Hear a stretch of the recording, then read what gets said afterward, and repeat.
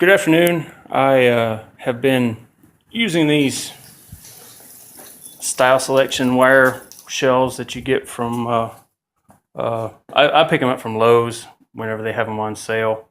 Generally, they're normally 76 and change whenever you buy them full price. Sometimes Lowe's. I bought these for approximately $57 each for 3 sets.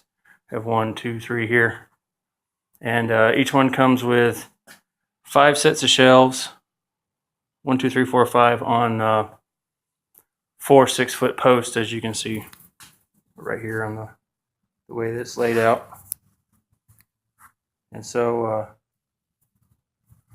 the thing I find is that's too many shelves for 6 feet, because normally I'm putting totes on them or large sections. I do have one that's set up, as you can see right here. I do have one that's set up with the 5 tiers, and that's where all my tools are, divided up into things with handles, things with 2 handles, i.e. screwdrivers or pliers and such, and then 1/2-inch wrenches, or metric wrenches, standard wrenches, and the such. So that one works out all right. But when you're trying to put, when you've got big totes like this, or even smaller ones like these right here, they won't go on a 1-foot shelf, and that's really what you need. So putting them together in this configuration really doesn't make it for you. That's not the way I would do it. It's not. I've put these up 3 times so far in this configuration. I'll show you here in a second. And once I get it done, I'll come back and I'll show you how to put it together. So we're back here. I have everything laid out. I'm going to go with 3 shelves on each of the 6-foot rails or legs that the set comes with, and I'm going to start the bottom shelf at 36 inches off the slab, 32 inches off the slab, and then I'll divide the rest of these shelves up, the other 2 up evenly among the rest of the height, so that the top shelf comes out on the top of the leg. I'm going to show you how I put this thing together, and we'll figure out how to cover a wall with shelves fairly cost effectively.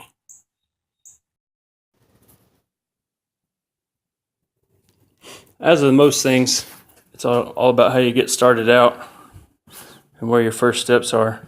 So this is how I start out my first set of shelves. Now I'm going to have this little offset back here where my slab on the front is. I'm going to actually screw the shelves to the stud to keep them from falling over forward, just in case, as a matter of safety. So my back leg is actually going to be 6 inches. I think it's 8 of the little sections offset, so that the back one is up higher than the front one. So that'll be a difference in which one of the lines from this line to this line I'll start at. So that will be effectively the 0 line for lining the shelves up. So we'll get the rest of these shelves laid out, and then get some increments going. I changed my mind, and I measured the bottom on this shelf over here, and that's 24 inches off the floor, and that's what I'm looking for. Just tall enough to put some big stuff underneath the shelf, the big heavy things laying on the ground, such as rear ends and transmissions and big totes full of things I don't want to set on top of anything. So I'm going to start with 24 inches, and that'll make the other 2 shelves come out to be slightly less by the time you account for the offset. But here, you can see I have all 4 sets laid out, and this is the middle row right here. This is the middle shelves, and they're offsetting up, down, up, down, up, down, up, down, so that they don't eat too much height out of the other shelves. and we'll go through and put now these don't have the wedges in them yet. They're just there, just sitting there. None of the little plastic wedges that you see in the bag that hold the shelves in place. We're going to get the rest of the shelves lined out before you wedge anything. If you try and go through doing this, wedging it as you go, you're going to wind up bending something trying to manipulate the other end, and it's not going to work out well. In my opinion, it's not going to work out well. So we'll carry on from there and see how things turn out. So right here we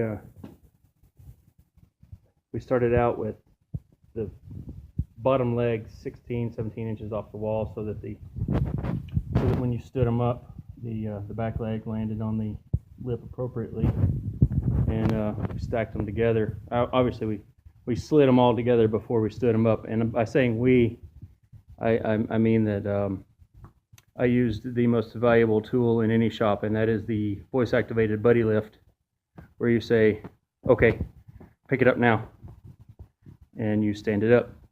It was very easy, very straightforward. You measure the front. When you stand it up, it lands on the back.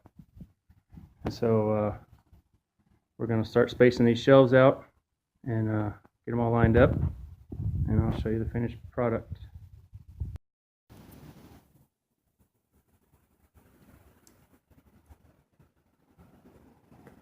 So I'm not going to lie to you. I spent about an hour and a half, maybe closer to 2 hours, adjusting the shelves and getting the legs and the shelves in the way I wanted it positioned. About probably an hour and 45 minutes of that would be construed as unnecessary by the average individual, because the shelves would, they would hold totes up off the ground. But I got to look at them every day, so I wanted to make sure that they were level and straight, and the sizes were right, and they were what I wanted. Now I'm going to go through and fix it to the wall, fasten it to the wall. The kits came with some fender washers and some screws and 3 of those plastic inserts that I just trash anyway. I have a tote full of fasteners, and those are just trash to me. I don't even keep them around. If I'm not working in drywall today, but if I was working in drywall, I use something like that actually screws into the drywall, and then you put the screw into it behind it. It takes like 10 seconds to use one. They're pretty fast and efficient, and they'll also hold a significant amount of weight, even just in drywall. But those things right there, in my opinion, are just asking for trouble. I would never use them. Now I use the screws. I use the fender washers. I've got a few more fender washers and screws that I'm going to put into it. I'm going to put more than would ever be necessary to hold it up. But that's just cheap insurance, 75 cents worth of fasteners to make sure that the shelves don't fall forward and tip out into the floor. So I'm going to go through and screw them to the studs, and then after I screw them to the studs and the legs come to rest in the position that they're going to be resting at, then I will run the feet down so that they touch the ground at that point. Since that's the most important point. That's whenever the support is needed. And once I get that done, I'll show you what it looks like with some stuff on it.